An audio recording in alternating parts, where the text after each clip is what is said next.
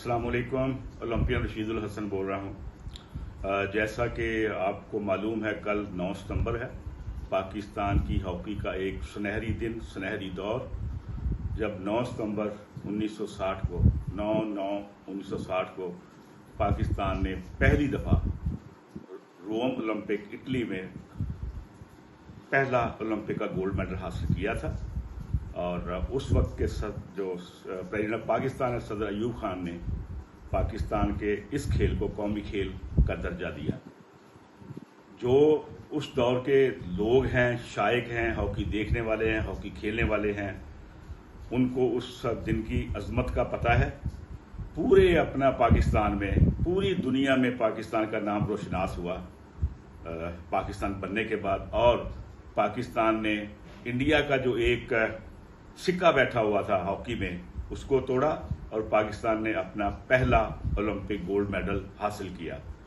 उस तवस्सुत से जो कल 9 सितंबर को जो पूरे पाकिस्तान में मैच ऑर्गेनाइज कर रहे हैं, मैं उनका शुक्रगुजार हूं।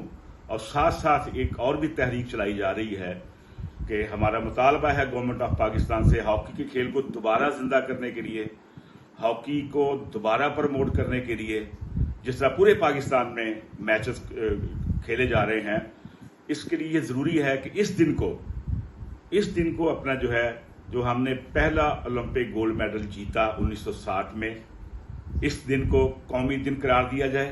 इसमें बच्चों में एक नया जोश, नया वलवला आएगा, हॉकी की तरफ लोग अपना आएंगे।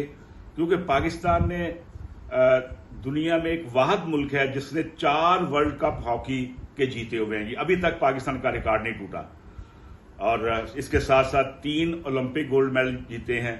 और अल्लाह का शुक्र है कि एक अपना जो लास्ट हमने लॉस एंजलिस यूएसए में जो ओलंपिक जीता था, उसका मैं भी एक हिस्सा था जिसने गोल्ड मेडल जीता था। और इस तवज्जो से हम ये चाहते हैं, क्योंकि हॉकी का खेल अब पाकिस्तान में जो नौजवान हैं इसकी तरफ राग़िब नहीं है। विक्ट्रीज हमारी वो नहीं है जो पहले हुआ करती थी। पूरा शहर पूरा शहर का शहर, पूरा मुल्क उसमें जोशो खरोश होता था। स्कूल कॉलेज में छुट्टियां हो जाती थी जब मैच जीतते थे, और इतना वलवला होता था कि फिर प्लेयर पूरा प्लेयर बढ़ता था, यंगस्टर इस खेल की तरफ आते थे।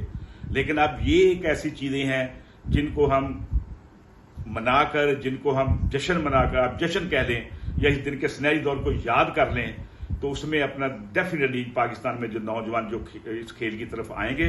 और मुझे उम्मीद है कि इंशाअल्लाह ताला पाकिस्तान जिस तरह पहले हॉकी में गोल्ड मेडल लेकर आता था, वो इतनी जल्दी तो वो नहीं हो सकता, लेकिन फिर भी इस चीज से, क्योंकि जब टीम बाहर खेलती है, वर्ल्ड कप खेलती है, जो ओलंपिक खेलती है, तो फिर बच्चों में टीवी के ऊपर शौक पैदा होता है।